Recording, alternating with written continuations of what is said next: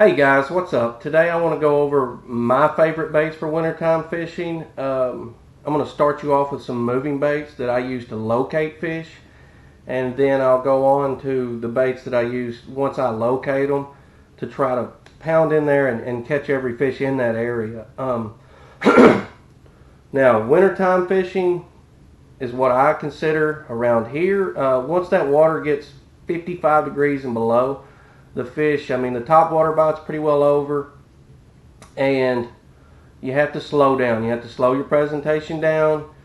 Those fish are lethargic. They're not wanting to chase much. You can get a reaction bite out of them still, but for the most part, I mean, everything we're going to have today, besides one, I mean, we're going to slow down and we're going to be pretty methodical on catching these guys. I normally start off with a jerk bait. This is a deep diving suspending bait. You can see by the lip compared to, say, a normal, this is a Lucky Craft pointer. See the difference in the depth, the feel here. This bait's going to go quite a bit shallower than this. I'll start off with this bait. You know, if I'm fishing, 6 feet or less, just checking for them. Most of the time, these fish, when it starts around here, when it gets below 55, those fish pull away from the shallows and they want to suspend out. This is a great bait. Catch tons of fish on this. The only thing is you're going to have to slow it down. I mean, I make a long cast with this. I'm going to make 3 or 4 good turns of the reel, try to get it down to depth. And I'm just going to let it sit there. Sometimes you can let it sit there for 15 seconds. Sometimes 30. I mean, I hate fishing this way, but this will catch fish. Then I just pretty well jerk, let it set again.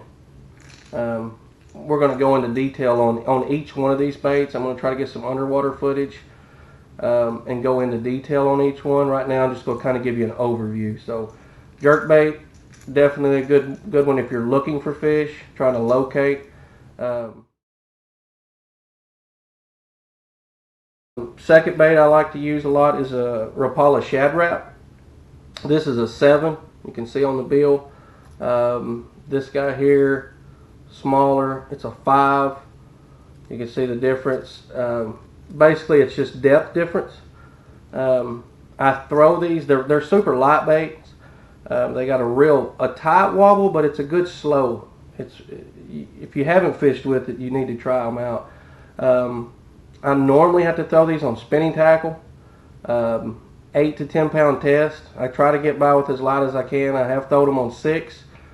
I want that depth, but basically it's just a throw out, slow reel. They're just real slow coming through the water, kind of look like an injured bait fish. I do real good with these. Like I said, we'll go into detail on each one later. With the moving baits, especially if you're in an upland reservoir, the storm wiggle wart. If you're going to throw a crankbait and it's cold, I mean, there's something about these guys, they just catch fish. Now, what a lot of them don't want to tell you that are big wart guys is the pre-Rapala wiggle warts, which you can't tell a difference just by looking. These guys destroy them. I'm in here in central Arkansas. If you're fishing up north in northern Arkansas, the Ozark lakes, say Beaver, Bull Shoals, Table Rock, those tile lakes, these guys win tournaments day in, day out, the pre-Rapala. I don't know if you can hear it, but pretty dull, dead. This is more of a high pitch. These guys have lead rattles in them.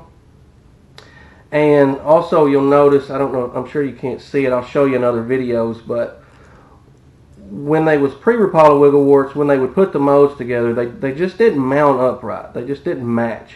Okay? So what that gets you is more of a hunting action. I tried to argue the point that a new wiggle wart would work as good as an old one. Got in a boat with a buddy. After about 8 fish, asked if I could have one of his or use one of his pre-Rapalas, and then I got me some.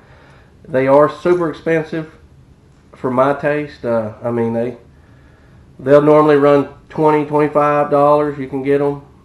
This one a buddy of mine custom painted for me, but I don't know. You can still catch them on these. I'm not saying you can't, but the pre-Rapalas is where you're going to get it.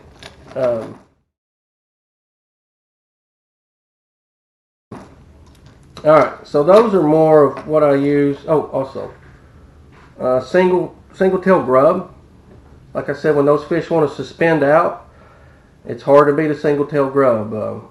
Put it on, whatever lead head you need here. This is a 3/16. I'll go down all the way to an 1/8, all the way up to a half if need be, depending on how deep they're suspending.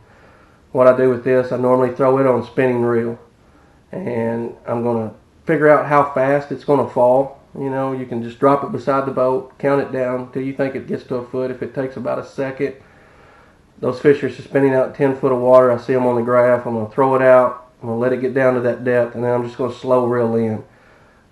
I have had this night at school, a suspending fish. Good bait, great bait. We'll go into more detail on it later. Alright, so that's pretty well all of the moving style baits that I use when it's good and cold. Now I'm going to go into more of what I use on the bottom. Probably my number one big fish bait is going to be a football style jig. You can see from the head it's round. It's made for dragging. It lets you feel what's down there, if it's rock, if it's clay, or whatever. With the wide head, it comes through cover pretty good. Comes through rock pretty good. And what I want to do with that when I'm throwing it is I want to pair it with a big chunky trailer. I want it, let me take it off this jig here and I'll show you what I'm talking about. I don't want my appendages, I don't want one to just have crazy appendages, and I don't want a lot of action like say a Strike King Rage Crawl, because those fish they just don't seem like they want it. They want something kind of dead, just very docile. So what I do is I'll take something like, this is a Missile Baits D-Bomb. You can see the appendages on it. There's no ridges or anything hardly. It's just kind of dead in the water. It just kind of gives it that good slow flow. And when it stops, these want to stand up, which we'll show you in the underwater footage. But something like this is real good. I catch some really big fish on a football style jig in the wintertime, just dragging it around. I'll take it back off. And then always, I always have a jig on the deck. I fish a jig year round. It just seems like if I can catch fish on a jig, I'm a tournament angler. So if I can catch fish on a jig, they're always seems better quality. So if I can get them to bite a jig, I'm going to throw a jig. Now what I do, he said do.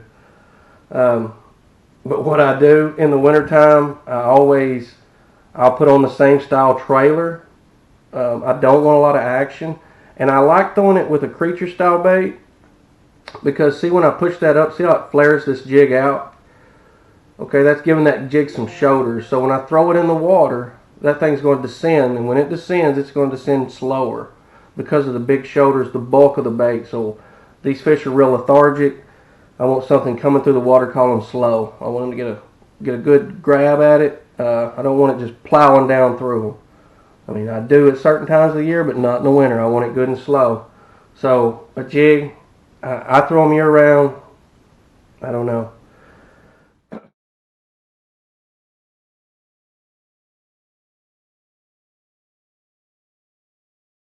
And then something I just started fishing a couple years ago is a swing head jig.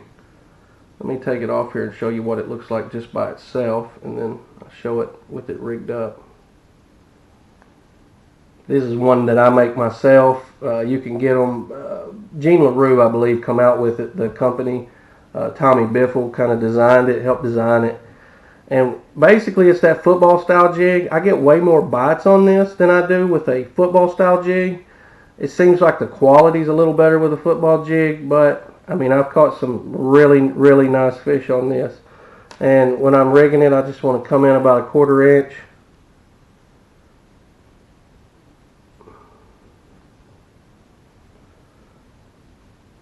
Something like that. When it's cold out, I'll throw a creature style bait, something like this. It's just kind of flat.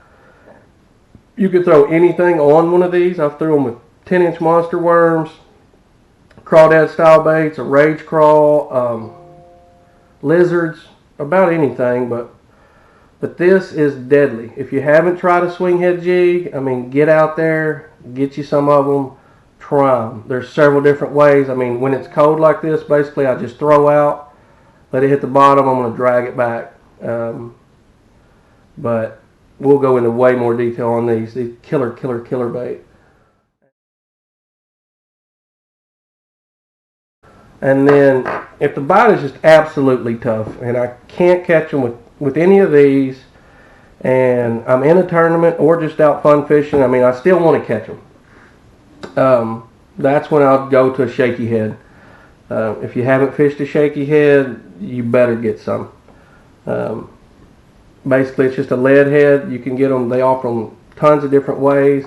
I used to throw them just on a jig head like this.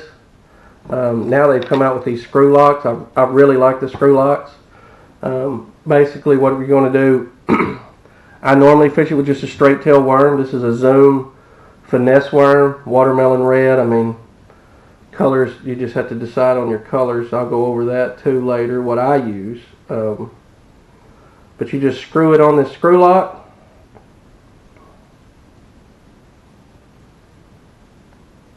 And I want the flat side down. There's a flat side on the worm. And I'm going to go right up through it to expose it. Deadly. Deadly. I'll throw this, like I said, this is a finesse worm. If I'm getting bit on it, a lot of times I'll step it up to the trick worm. As you can see, it's just a little bit bigger. And in my mind, a bigger bait, bigger bite, bigger fish. But don't let anybody tell you this won't catch big fish. I mean, I've caught several fish in the 3-pound range, several fish in the 5-pound range. I've never caught much over 5. But you give me 5 5-pounders in any tournament, I'll be happy. But again, this is just a quick overview, kind of what I throw in the winter times. I'm sure there's some I forgot, and I'll come back to them. But we're going to go into detail on each bait in future episodes and show you how I rig them. And I hope to get some good underwater footage of each one. Anyways, if today helped you at all, or if you're looking forward to it, hit that like button. And also subscribe to my channel. I'm going to be putting up as much information as I can. I'm going to build this channel around you guys, trying to help you become better anglers. And hopefully in my research and getting to fish some, I'll learn and become better. And I'm going to give you guys anything that I learned. Again, I hope you enjoyed it.